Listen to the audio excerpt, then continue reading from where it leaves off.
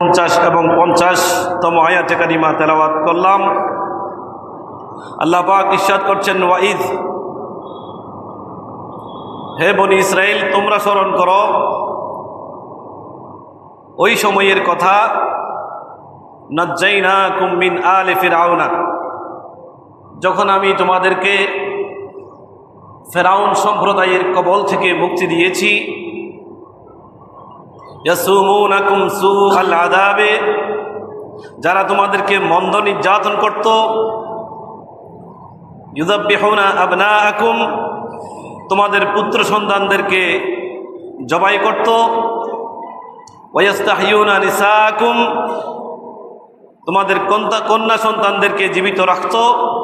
ওয়া ফি যালিকুম বালাউম মির রাব্বিকুম আযীম, এবং এর মধ্যে এই কঠিন সংকটকালে তোমাদের রবের পক্ষ থেকে ছিল বড় পরীক্ষা কিংবা বড় পুরস্কার। ওয়াইদ ফারাকনা বিকুমুল বাহরা, স্মরণ করো ওই সময়ের কথা যখন আমি তোমাদের রক্ষা করার জন্য সমুদ্রকে পৃথক করে রাস্তা বানিয়েছি। ফানজাইনাকুম, সমুদ্রকে পৃথক করে রাস্তা বানানোর মাধ্যমে আমি তোমাদেরকে মুক্তি দিয়েছি। ওয়া আগরাকনা আলা ফিরআউনা, আর ফেরাউনের বাহিনীকে লোহিত সাগরের নোনা পানিতে নিমজ্জিত করলাম, আর তোমরা তা প্রত্যক্ষ করছিলে। এ হলো এই দুই আয়াতে কারিমার তরজমা।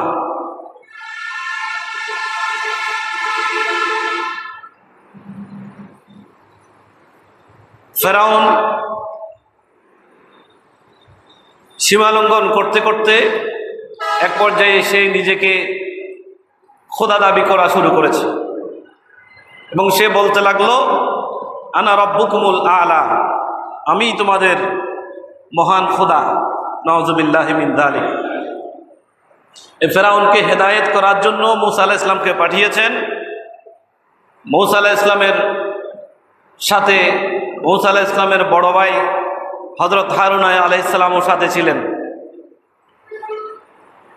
কিন্তু ফেরাউন মূসা আলাইহিস সালামের কথায় কর্ণপাত করে নাই।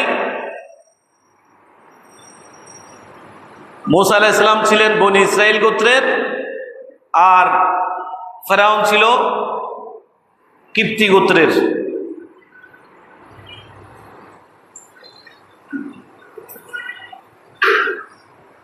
মূসা আলাইহিস সালামের সাথে যুক্তি তর্ক উপস্থাপনায় না পেরে মূসা আলাইহিস সালামকে শায়েস্তা করার জন্য সে পরিকল্পনা করেছে। আল্লাহ পাক রব্বুল আলামিন মূসা আলাইহিস সালামকে নির্দেশ দিলেন যে আপনি মিশর থেকে যাত্রা করেন বনি ইসরাইলের সবাইকে নিয়ে।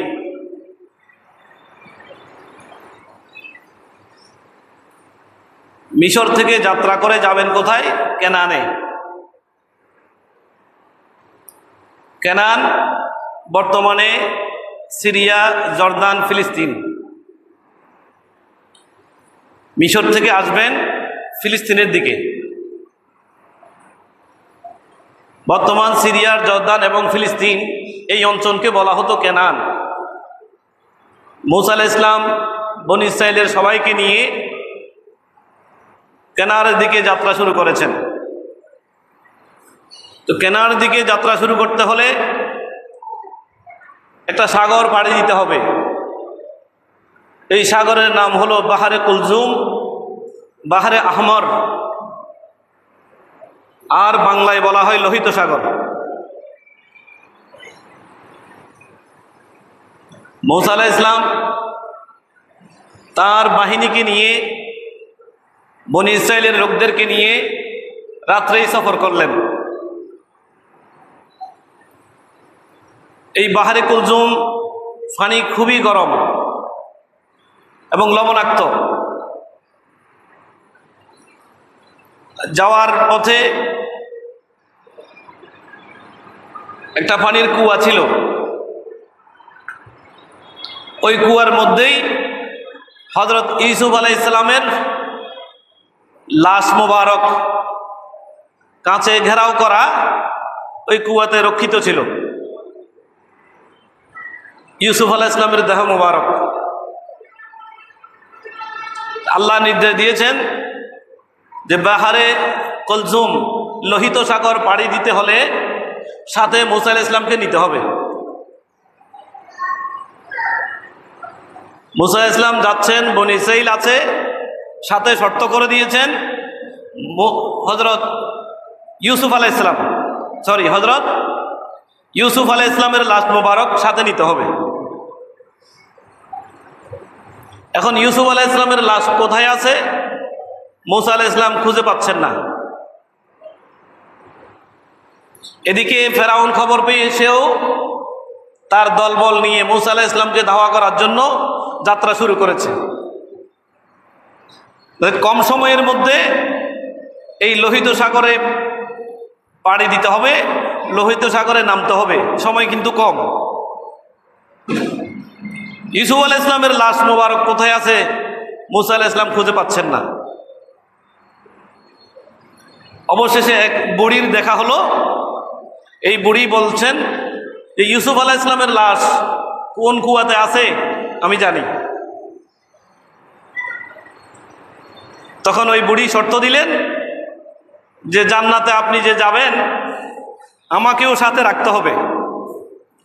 এই শর্ত যদি মানেন তাহলে হযরত ইউসুফ আলাইহিস সালামের লাশ কোন কুয়াতে আছে আমি দেখিয়ে দেব। মুসা আলাইহিস সালাম বললেন, ঠিক আছে বুড়ি মা, আপনার শর্ত আমি মেনে নিলাম, আমাকে দ্রুত অতি তাড়াতাড়ি ইউসুফ আলাইহিস সালামের লাশটা দেখিয়ে দেন। তখন হযরত মুসা আলাইহিস সালাম ওই বুড়ির দেখানো পথে পথে গিয়ে ওই কুয়াতে ইউসুফ আলাইহিস সালামের লাশ কাছে ঘেরাও করা ছিল, সেখান থেকে নিয়ে রওনা হলেন। তাহলে বুড়ির সাথে কথাবার্তা বলা, নতুন রাস্তা আবিষ্কার করা, ইউসুফ আলাইহিস সালামের লাশটা তুলে নেওয়া অনেক লম্বা সময় লেগেছে। তো আল্লাহ পাক রব্বুল আলামিন ওই রাতকে লম্বা করে দিয়েছেন। সুবহানাল্লাহ বলেন। কাজ তো বেশি, কাজ বেশি। এ কারণে নবীদের কাজ যেখানে রাত লম্বা করা দরকার আল্লাহ করে দিয়েছেন, যেখানে সংক্ষিপ্ত করা দরকার করে দিয়েছেন, যেখানে পথ লম্বা ক্লোজ করা দরকার করে দিয়েছেন, যেখানে সূর্যকে থামিয়ে দেওয়া দরকার থামিয়ে দিয়েছেন, যেখানে রাতকে বড় করে দেওয়া দরকার রাতকে থামিয়ে দিয়েছেন। সে ধরনের ঘটনা মুসা আলাইহিস সালামের বেলায়ও ঘটেছে। বড় করে বলেন সুবহানাল্লাহ। রাত যখন গভীর হয় তখন মোরগ ডাকতে শুরু করে, তার মানে আস্তে আস্তে রাত শেষের দিকে যাচ্ছে। সেই রাতে কোনো মোরগ ডাকে নাই, তার মানে মুসা আলাইহিস সালামের গুরুত্বপূর্ণ অপারেশন চলতেছে, খবরদার আওয়াজ করতে পারবে না। মুসা আলাইহিস সালামের কি চলছে? অপারেশন চলছে, তোমরা আওয়াজ করবে না। হযরত ইউসুফ আলাইহিস সালামকে সাথে নেওয়ার কারণে এই লোহিত সাগরের কোন দিক দিয়েও নামবেন সেই রাস্তা খুব বের হয়ে গেছে, সেই রাস্তা উন্মোচিত হয়ে গেছে হযরত ইউসুফ আলাইহিস সালামের ওসিলায়। বড় করে বলেন সুবহানাল্লাহ।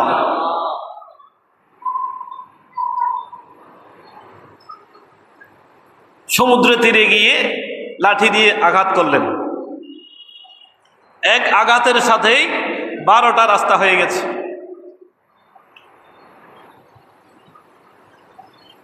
বনী ইসরাইলের 12টা উপদল ছিল, শাখা প্রশাখা দল। যে 12টা দল এক একটা রাস্তায় যাওয়ার জন্য 12টা রাস্তা হয়েছে এক বাড়ির আঘাতে। বড় করে বলেন সুবহানাল্লাহ। আবার এক দল রাস্তা দিয়ে গেলে ডানে বামে যদি পানির পাহাড় থাকে অন্যদেরকে তো দেখা যাবে না, যেন আল্লাহ পাক রব্বুল আলামিন মাঝখানে মাঝখানে পানির ভিতরে জানলার ব্যবস্থা করে দিয়েছেন। তার মানে ওই 12 দল প্রত্যেকে একজন আরেকজনকে ওই জানালার সুড়ঙ্গ দিয়ে দেখতেছে। সুবহানাল্লাহ। সবাই পানি দিয়ে যাচ্ছে, 12টা দল 12টা রাস্তা, আবার পারস্পরিক দেখা যাওয়ার জন্য জানালাও করে দেওয়া হয়েছে। এই যে মুসা আলাইহিস সালামের ঘটনা, সেখান থেকে নিয়ে এই পানিপথের রাস্তা তৈরির শুভ সূচনা মুসা আলাইহিস সালামের মাধ্যমে হয়েছে। এখন যে ব্রিজ বলেন, কালভার্ট বলেন এবং আভ্যন্তরীণ পানির ভিতর দিয়ে ইন্টারনাল রোড, টানেল, এই সব কিছুর সূচনা মুসা আলাইহিস সালামের হাতে হয়েছে। সুবহানাল্লাহ বলেন। এখন যে টানেলগুলো এবং সমুদ্রের তলদেশে অনেক হোটেল আছে, আশেপাশে মাছগুলো দেখা যায়, কোন রুমে কে বসছে দেখা যায়, এই সব কিছুর শুভ সূচনা মুসা আলাইহিস সালামের মাধ্যমে হয়েছে। এখন যেতে যেতে মুসা আলাইহিস সালাম এবং মুসা আলাইহিস সালামের অনুসারী বনী ইসরাইল সবাই যখন পার হয়ে গেছে, এতক্ষণে ফেরাউনও খবর পেয়ে সে পিছনে পিছনে এসে দেখছে এখানে তো যাওয়ার রাস্তা আছে। এখন সেও তার দলবল নিয়ে ওই রাস্তা দিয়ে নেমে গেছে। আল্লাহ মুসা আলাইহিস সালামকে বললেন, হে মুসা, এবার আপনি আপনার লাঠিটা তুলে নেন, আপনার লাঠি আপনি তুলে নেন। লাঠি যখন তুলে নিচ্ছে তখন ফেরাউনের নিচের দিক থেকে তার দলবল সহ আস্তে আস্তে আস্তে আস্তে পানিতে ডুবতেছে, পানি আস্তে আস্তে তাদেরকে গ্রাস করতেছে। এই বিষয়টাকে আল্লাহ সূরা ইউনূসের 90 নম্বর আয়াতে উল্লেখ করেছেন, ওয়াজাওয়াজনা বিবানি ইসরাঈল আল বাহরা, আমি বনী ইসরাইলকে সমুদ্র অতিক্রম করিয়েছি, সমুদ্র পার করিয়েছি। ফাআতবাহুম ফিরআউন ওয়া জুনুদুহু বাগিয়াও ওয়া আদুওয়া, ওই বনী ইসরাইলের পেছনে পেছনে ফেরাউন এবং তার দলবল ছুটেছে। হাত্তা ইদা আদ্রাকাহুল গরাকু, যখন এই লোহিত সাগরের পানি, লবণাক্ত পানি যখন তাদেরকে নিমজ্জিত করতে লাগলো, কওয়ালা, তখন ফেরাউন বলল, আমান্তু, আমি ঈমান আনলাম। আমি কি আনলাম? কিভাবে? এটা আল্লাহ বলছেন এভাবে, আন্নাহু লা ইলাহা, আল্লাহ ছাড়া কোনো ইলাহ নাই। ফেরাউনের ইমানের পদ্ধতিটা দেখেন, আমান্তু, আমি ঈমান আনলাম, আন্নাহু লা ইলাহা, আল্লাহ ছাড়া কোনো ইলাহ নাই, ইল্লাল্লাযী আমানাত বিহি বনু ইসরাইল, ওই মাবুদের উপরে ঈমান আনলাম, ওই আল্লাহর উপর ঈমান আনলাম যে আল্লাহর উপরে বনী ইসরাইল ঈমান এনেছে। ওয়া আনা মিনাল মুসলিমিন, যখন পানি আস্তে আস্তে নাক বরাবর এসে গেছে তো তখন সে বলছে, আমি মুসলমান হয়ে গেলাম। আমি কি হয়ে গেলাম? মুসলমান হয়ে গেলাম। তো এখন ফেরাউনের যে ঈমান আনার পদ্ধতি, সেখানে আল্লাহকে মেনেছে, বলেছে কি, আমান্তু, আমি ঈমান আনলাম, আন্নাহু লা ইলাহা, আল্লাহ ছাড়া কোনো ইলাহ নাই, ইল্লাল্লাযী আমানাত বিহি বনু ইসরাইল, যে আল্লাহর উপর বনী ইসরাইলরা ঈমান এনেছে। তার মানে মুসা আলাইহিস সালামের যে গোষ্ঠী, ওই গোষ্ঠী যে আল্লাহর উপর ঈমান এনেছে, আমি ফেরাউনও ওই আল্লাহর উপরে ঈমান আনলাম। এবং এটা পরিষ্কার করে বলে দিচ্ছে, ওয়া আনা মিনাল মুসলিমিন, আমি মুসলমান হয়ে গেলাম। আমি কি হয়ে গেলাম? এখন আল্লাহর উপর ঈমান এনেছে, মুসলমান হয়ে গেছি বলেছে, কিন্তু আল্লাহ ফেরাউনের ওই ঈমান হওয়া, ঈমানদার হওয়া, ওই মুসলমান হওয়া আল্লাহ গ্রহণ করেন নাই। সুবহানাল্লাহ বলেন না। কেন গ্রহণ করেন নাই? আল্লাহ ফেরাউনের ওই সময়ের ঈমান কেন কবুল করেন নাই? এটার দুইটা ব্যাখ্যা আছে। একটা ব্যাখ্যা হচ্ছে, যখন মৃত্যু পূর্ববর্তী সময়ে গড়গড়া এসে যায়, মৃত্যুর আলামত নিশানা যখন দেখে, তখন ঈমান আনলে আর ঈমান কাজ হবে না। যখন সে আজরাইলের উপস্থিতি বুঝতে পারবে, যখন তার নাকের মাথা পাকা হয়ে যাবে, কানের লতি সাইড হয়ে যাবে, আগাগোড়া শরীর ঠান্ডা হয়ে যাবে, কালো কালো চোখ গোলাটা হয়ে যাবে, যখন সে আজরাইলের উপস্থিতি বুঝতে পারবে, ওই সময়ে গড়গড়া শুরু হয়ে যায়। ওই গড়গড়া যখন শুরু হয়ে যাবে, তখন এর ঈমান কবুল হবে না। গড়গড়া আসার আগ পর্যন্ত যদি ঈমান আনে, তাহলে তার ঈমান কি হবে? কবুল হবে। এখন কেউ কেউ বলেছেন যে ফেরাউন মৌতের নিশানা দেখেছে, মৌতের আলামত দেখে তারপরে আল্লাহকে মানতেছে, এই কারণে তার ঈমান কবুল হয় নাই, এই কারণে তার ঈমান। এটা একটা ব্যাখ্যা, তবে এটি দুর্বল ব্যাখ্যা। ফেরাউনের ব্যাপারে এটাই দুর্বল ব্যাখ্যা। শক্তিশালী ব্যাখ্যা হলো এই, এখানে ফেরাউন আল্লাহর উপর ঈমান এনেছে, কিন্তু আল্লাহর যেই নবীকে আল্লাহর পরিচয় দানের জন্য পাঠিয়েছেন, ওই নবী মূসা আলাইহিস সালামের কথা এখানে উল্লেখ করে নাই। এই কারণে আল্লাহ বললেন যে তুমি আমাকে মেনেছ, আমি ইলাহ একথা স্বীকার করেছ, আমি মাবুদ একথা স্বীকার করেছ, তুমি মুসলমান হয়ে আত্মসমর্পণ করার ঘোষণা দিয়েছ, কিন্তু আমি যেই পদ্ধতি শিখিয়ে দিয়েছি যে আমার নবী মূসাকে মান্য করার মাধ্যমে আমি আল্লাহকে মানতে হবে, আমার নবী মূসাকে মানার মাধ্যমে তুমি মুসলমান হতে হবে, তাহলে আমি আল্লাহর উপরে ঈমান এটা গ্রান্টেড হবে, তোমার মুসলমানিত্ব কবুল হবে যদি আমার নবী মূসাকে মানো। আমার নবীর মূসার উপরে আগে ঈমান আনতে হবে, তারপরে আমি আল্লাহর উপরে ঈমান আনলে আমি আল্লাহ সেই ঈমান কবুল করে নেব। এটাই হচ্ছে শক্তিশালী অভিমত, মজবুত অভিমত। নবীকে বাদ দিয়ে কেউ যদি আল্লাহকে মানতে যায়, নবীকে বাদ দিয়ে যদি কেউ তাওহীদপন্থী হতে চায়, রেসালতকে বাদ দিয়ে কেউ যদি ঈমানদার মুসলমান হতে যায়, তো ফেরাউনের দলিল হচ্ছে ফেরাউনও আল্লাহকে মেনেছে, মুসলমান স্বীকৃতি দিয়েছে, কিন্তু আল্লাহ কবুল করে নাই। একটাই কারণ যে মূসা আলাইহিস সালামকে মানে নাই। বড় করে বলেন সুবহানাল্লাহ। তাহলে আল্লাহকে মানতে হবে নবীর মাধ্যমে, মুসলমান হতে হবে নবীর মাধ্যমে, ঈমানদার হতে হবে নবীর মাধ্যমে। নবীকে বাদ দিয়ে কেউ যদি আল্লাহর উপর ঈমান আনে, নবীকে বাদ দিয়ে যদি কিয়ামতের উপরে ঈমান আনে, অন্য সব বিষয়ের উপরে ঈমান আনে, তাহলে সে ঈমানদার হতে পারবে না। এটার জ্বলন্ত উদাহরণ হলো ফেরাউন। এটার জ্বলন্ত উদাহরণ ফেরাউন। ফেরাউনকে আল্লাহ ডুবিয়ে মেরেছেন লোহিত সাগরে, লবণাক্ত সাগরে। যেহেতু মিশর থেকে কেনান যাওয়ার পথে এই সাগরটা পড়ে, অনেকেই মনে করেন যে ফেরাউন মিশরের নীল নদে ডুবেছেন। না, এটা ভুল তথ্য। ফেরাউনকে আল্লাহ মিঠা পানির নদীতে মিষ্টি পানি পান করিয়ে মারেন নাই, লবণাক্ত পানি ঢুকিয়ে মেরেছেন।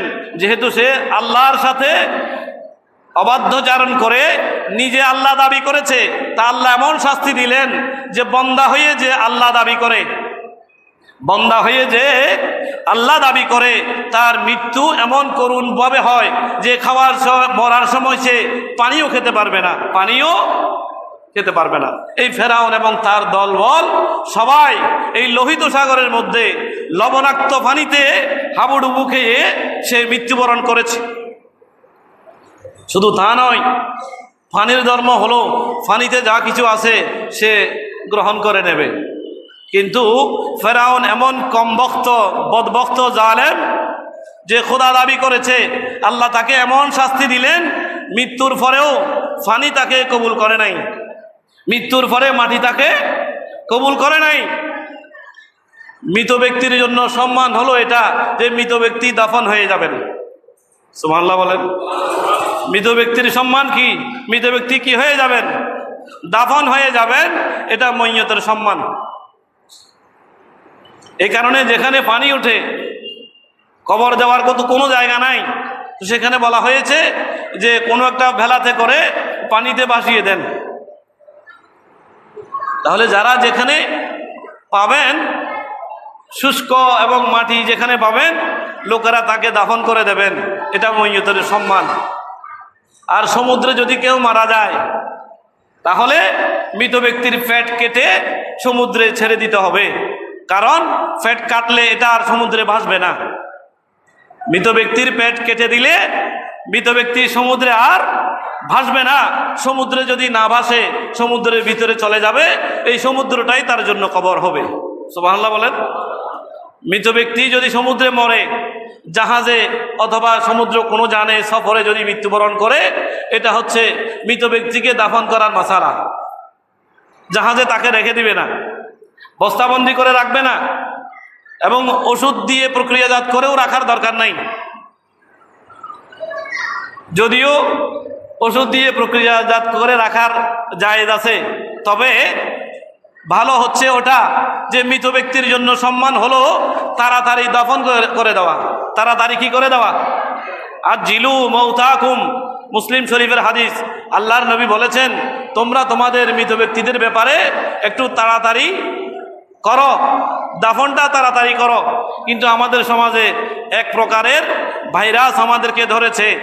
যখন বড় মানুষ মারা যায়, শিল্পপতি যখন মারা যায়, কেমন পয়সাওয়ালা যখন মারা যায়, একে কয়েকদিন রেখে দিতে হবে। এটা একটা ব্যাড কালচারে পরিণত হয়ে গেছে। এটা ইমানদারের জন্য মোটেও কি নয়, সম্মানের বিষয়। কথাটা কি বুঝে আসছে? এখন বড় মানুষ হলে না 3 দিন থাকবে, কয়দিন? 5 দিন থাকবে। কয়দিন থাকবে? 5 দিন, 1 সপ্তাহ থাকবে। কোথায়? মারা যাওয়ার পরেও ওই আইসিইউ সিসিইউতে অনেক দিন রেখে দেওয়া হয়। এগুলো অপ্রয়োজনীয় রেখে দেওয়া, এগুলো মইয়তকে কষ্ট দেওয়া, মৃত ব্যক্তিকে কি দেওয়া? কষ্ট দেওয়া।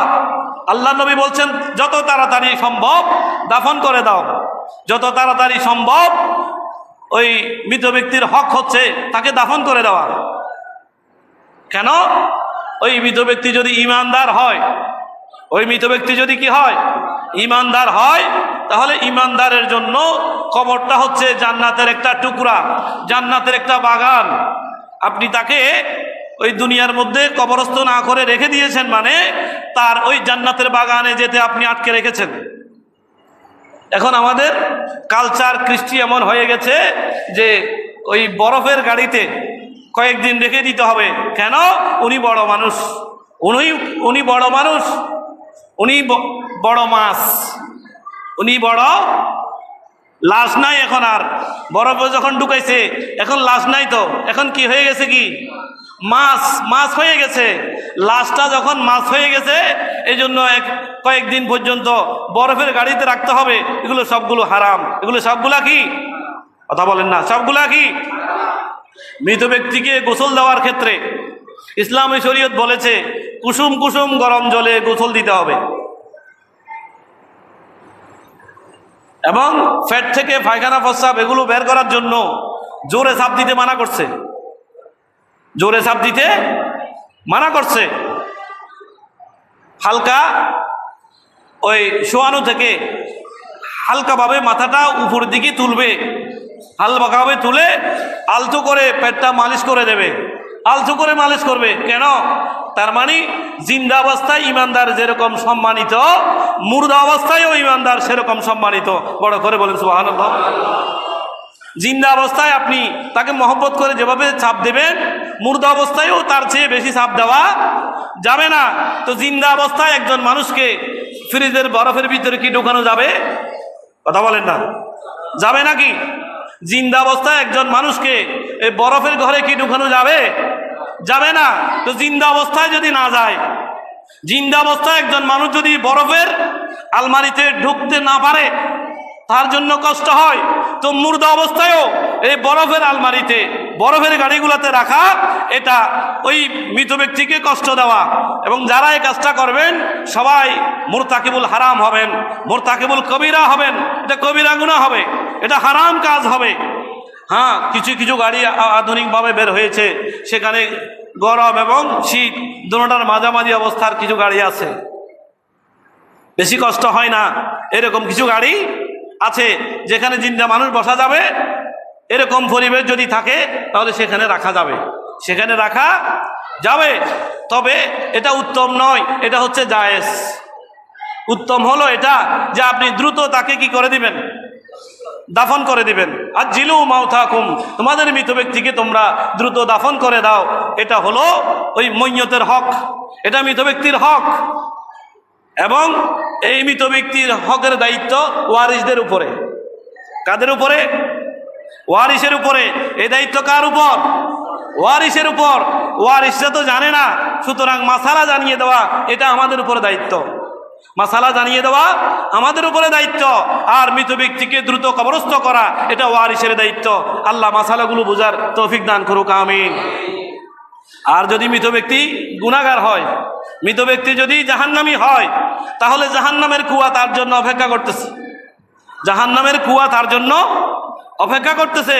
তার মানে জাহান্নামের নর্দমার কীট এটা এতদিন রেখে দিয়েছে কেন? তাড়াতাড়ি তার জায়গায় তাকে পৌঁছিয়ে দাও। এ কারণে মৃত ব্যক্তিকে লাশ যারা নিয়ে যাবে দ্রুত চলতে বলা হয়েছে। সুবহানাল্লাহ বলেন। দ্রুত চলতে বলা হয়েছে কেন? হয়তো তার কবরটা তার জন্য জান্নাতের টুকরা, তাকে জান্নাতের টুকরায় তাড়াতাড়ি পৌঁছিয়ে দাও, নতুবা জাহান্নামের গর্ত, জাহান্নামের গর্তের মধ্যে এই দুনিয়ার আযাব, এই দুনিয়ার বোঝা একে তাড়াতাড়ি করে জাহান্নামের গর্তের মধ্যে ঢুকিয়ে দিয়ে দুনিয়াটাকে হালকা করো, দুনিয়াটাকে হালকা করো। এই জন্য 40 কদম যাওয়ার পর 10 কদম 10 কদম করে 40 কদম যাওয়া এটা মুস্তাহাব। এটা কি এখন নতুন নতুন আধুনিক আলেম বের হয়েছে, এরা সবগুলো তুলে দিতেছে। 40 কদম 10 কদম 10 কদম এটা কি করা? মঞ্জিল করা। এটা হাদিসের মধ্যে আছে। সুবহানাল্লাহ বলেন না। কি করা? কথা বলেন না। কি করা? মঞ্জিল করা। এখন আধুনিক স্কলাররা বের হয়েছে, এই মাসালাগুলো কোন কিতাবে আছে এরা কিতাবের নামও জানে না, কিতাব পড়তেও পারবে না। মঞ্জিল করা আছে কারণ মানুষের সৃষ্টি থেকে শুরু পর্যন্ত এই মৃত্যু পর্যন্ত 40-এর পর পর নতুন নতুন ডেভেলপ হয়েছে। মায়ের পেট থেকে 40 দিন পরে একরকম, আর 40 দিন পরে আরেক রকম, আর 40 দিন পরে আরেক রকম, 40 বছরে গিয়ে আরেক রকম। এ কারণে 40 কদম তাকে মঞ্জিল পরিবর্তন করে, যিনি ডান কাঁধে নিয়েছেন তিনি পরিবর্তন হবেন, বাম কাঁধে চলে যাবেন। এভাবে পরিবর্তন হয়ে 10 কদম 10 কদম করে এটা মৃত ব্যক্তির জন্য এক প্রকারের সম্মান। বড় করে বলেন সুবহানাল্লাহ। এটা মৃত ব্যক্তির জন্য এক প্রকারের সম্মান। এটা এখন তুলে দিতেছে। কি বলে? বলে বেদাত। কি বলে? আরে বেদাত না, এগুলো হাকিকত, এগুলো সুন্নাত। এগুলো কি? সুন্নাত। এই সবগুলো পালন করবেন। এখন সব তুলে দিতেছে, আউট করে দিচ্ছে। মডারেট মুসলমান হয়ে যাচ্ছে। আরে মডারেট মুসলমান জায়েজ নাই। মুসলমান হইতে হবে পুরান মুসলমান। মুসলমান হইতে হবে কি? কথা বলেন। পুরান মুসলমান হইতে হবে, মদিনার মুসলমান হইতে হবে, মক্কার মুসলমান হইতে হবে, হেজাজের মুসলমান হইতে হবে, ইরাক এবং কুফার মুসলমান হতে হবে। নতুন মুসলমানের কি নাই? প্রয়োজন নাই। কেন প্রয়োজন নাই? এমন কোনো নতুনত্ব নাই যেটা ইসলাম শুরু থেকে দেখাই যায় নাই, এমন কোনো আধুনিকতা নাই যেটা ইসলাম শুরু থেকে পথ দেখাই নাই, এমন কোনো আধুনিকতা নাই, এমন কোনো কালচার সভ্যতা নাই যেটা নতুন করে অ্যাড করতে হবে। ইসলাম এমন কোনো কিছু বাকি রাখে নাই। আবার কি moderate? Islam is the best, Islam is the all moderated. ইসলামের মধ্যে শুরু থেকেই সমস্ত মডারেশন দেওয়া আছে। ইসলামের মধ্যে সমস্ত সভ্যতা শুরু থেকে দেওয়া আছে। ইসলামের মধ্যে সমস্ত মানবিকতা শুরু থেকেই দেওয়া আছে। নতুন করে আপনি আবার কিছু অ্যাড করবেন এই প্রয়োজনীয়তা নাই, এই সুযোগও। সুবহানাল্লাহ বলেন না। ইসলামের কিছু অংশ বাকি আছে নাকি যে আমি আপনি অ্যাড করতে হবে? কোনো কিছু কি নাই, বাকি নাই। সুতরাং আপডেট মডারেট হওয়ার দরকার নাই। ওই পুরাতন মুসলমানই আপডেট মুসলমান, পুরাতন মুসলমানই মডারেট মুসলমান। আল্লাহ আমাদেরকে ওই পুরান মুসলমান হিসেবে থাকার তৌফিক দান করুক। বড় করে বলুন আমিন। ফেরাউনকে যে আল্লাহ ডুবিয়ে মারলেন, তাকে কবরও গছে নাই, ফানিতেও গছে নাই, মাটিতেও গছে নাই। আল্লাহ নিশান করে রাখলেন যে হে বেয়াদব, হে খোদাদ্রোহী, হে নাস্তিক, তোমাকে আমি শাস্তি হিসেবে জমিনের মধ্যে রেখে দিলাম, যাতে পৃথিবীতে আর কোনো বন্দা হয়ে খোদা দাবি না করে, কেউ ক্ষমতা পেয়ে দম্ভ প্রকাশ না করে, ক্ষমতা পেয়ে সে যেন অহংকার না করে। যদি ক্ষমতা পেয়ে অহংকার করো তো মিশরের জায়গায় থেকে যাবে, তুমি আউট হয়ে যাবে। তুমি কি হয়ে যাবে? আউট হয়ে যাবে। এই তালিম এই সূরা বাকারার এই 2 আয়াতের মধ্যে আল্লাহ দিয়েছেন। বড় করে বলেন সুবহানাল্লাহ। ফেরাউনের দেহকে আল্লাহ রেখে দিয়েছেন। এটা অনুবাদ করার সময় অধিকাংশ তরজমাকারকরা ভুল করেছেন। ফালিয়াউমা নুনাজ্জিকা বিবাদানিকা, আল্লাহ বলছেন ফালিয়াউমা, আজ নুনাজ্জিকা বিবাদানিকা। এই ফেরাউন, তোমার লাশকে আমি পানি তোমার লাশ গ্রহণ করে নাই, মাটি তোমার লাশ গ্রহণ করে নাই। অর্থাৎ এই পানি তোমাকে উদ্গীরণ করে দিয়েছে, পানি তোমাকে বমি করে দিয়েছে, পানি তোমাকে কি করে দিয়েছে? কথা বলেন না, কি করে দিয়েছে? ইমানদার হলে তো পানি রিসিভ করতো, যে আল্লাহর একটা বান্দা, ইমানদার বান্দা, জান্নাতি বান্দা আমার কোলে এসেছে, আমি তাকে হেফাজত করব। ইমানদার হলে পানি তাকে হেফাজত করত, ইমানদার হলে পানি তাকে রিসিভ করত, মাটি তাকে গ্রহণ করত। সে যেহেতু খোদাদ্রোহী দুশমন, পানি তাকে রিসিভ করে নাই, মাটি তাকে রিসিভ করে নাই। আল্লাহ সেটা বলছেন, নুনাজ্জিকা বেবাদানিকা, তোমার শরীরকে আমি পরবর্তী মানুষের জন্য যাতে নিশানা হিসেবে থাকে রেখে দিয়েছি। পানি তোমাকে রিসিভ করে নাই, মাটি রিসিভ করে নাই, আমি তোমাকে উপরে রেখে দিয়েছি। লিতাকুনা লিমান খালফাকা আয়াতান, যাতে পরবর্তীদের জন্য এটা কি হয়? নিশানা হয়। পরবর্তীদের জন্য এটা যাতে দলিল হয়, কেউ যেন খোদা দাবি না করে, ক্ষমতা পেয়ে আল্লাহকে যেন ভুলে না যায়। ওয়াইন্না কাসীরাম মিনান নাস, আল্লাহ বলছেন অনেক মানুষ আন আয়াতিনা লাগাফিলুন, আমার নিদর্শন সম্পর্কে তারা বেখবর, এটা আল্লাহ বলে দিয়েছেন।